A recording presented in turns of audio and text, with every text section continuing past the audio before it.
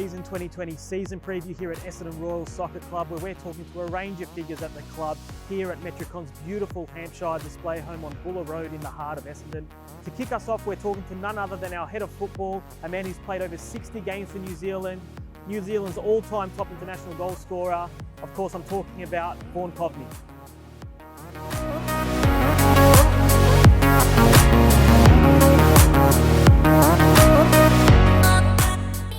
Welcome back to the 2020 Essendon Royals season preview. I'm your host, Matthew Galera, and today I'm joined by Head of Football, Vaughan Coveney. Welcome, Vaughan. Thank you.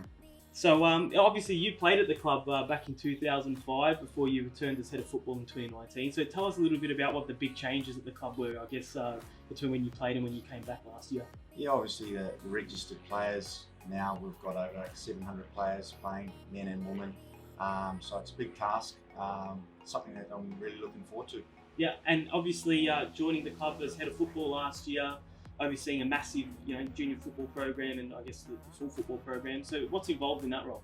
Yeah, it's managing everybody, managing all the coaches, all our technical directors. We've got TDs for men and women, boys and girls as well. So we've got over 700 registered players. So there's a lot of players to take care of. Yeah, and in 2020, obviously we have the Junior Boys NPL program now.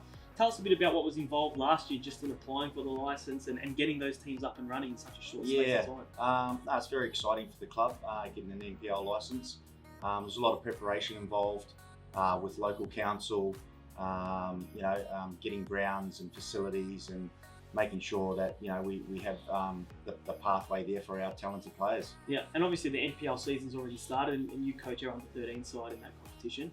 Obviously challenges, going up against clubs that have had NPL licenses for a long time. But have you felt that whole process has sort of gone? No, look, I think we've got no pre-expectations from our teams. We know we're new into the competition, and we're playing against clubs that have been around for many years. But our players are coping.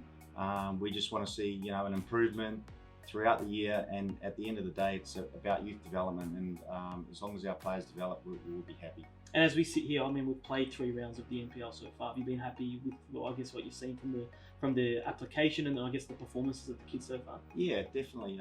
All our teams have been competitive. It's a learning process. It's pre-qualification. We've got 11 games.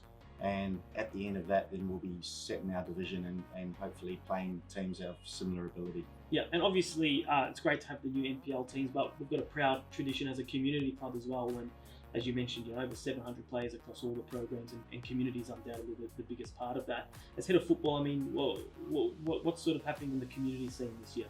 Yeah, well, look, we've really improved our women's side of it. We've got a lot of girls teams, so we're really happy with that. And again, lots of boys playing. We think the community is a big part of the club, and for the environment, for the culture, I think it's a really good club to come and play and enjoy your football. Yeah, and obviously between yourself, we've got community boys TD Michael Casija, and a women's TD in Jess Gallo. So obviously lots of experience for our community coaches to lean on. What sort of things does the club do to, I guess, help support the mum and dad volunteers that put their hands up to coach and that sort of thing? Yeah, no, we have a lot of support around them. We do a lot of coach education sessions. We've already had the coaches in this year, and the season hasn't already started, but we'll be doing that consistently throughout the year.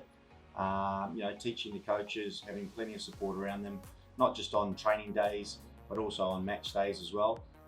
Just making sure everything goes smoothly. Yeah, beautiful. And I guess obviously you've had a great career in the game yourself. So while I've got you here, I may as well get you some quick fire questions about your own career. Yeah. So we'll start with you. You scored a few goals in your career, but is there one that sticks out as the best goal you scored? No, not really. I scored a double against Germany when we played them in a friendly over in Europe, and yeah, that was pretty special on that day, playing against a high caliber team. So. Yeah. Always nice scoring goals, but not real one that sticks out. Yeah. Best player you played against? Best player I played against, Desailly, a French international. Yeah. Yeah, he was a unit and a half, and kicked lumps out of me as well. Fair enough. Best player you played with? Best player I played with. I played Winton Rufer, who was a ex-New Zealand international, played for Werder Bremen. He was at another level, and you know, he was a little bit older than me, but gave me plenty of support when I was younger as well. So, really good player. Yeah. And the best coach you played under? The best coach, probably Ange Postecoglou. Yeah. Yeah. Well, you know, it speaks for itself. We had him for, you know, a few years at South Melbourne. We went back to back. Yeah.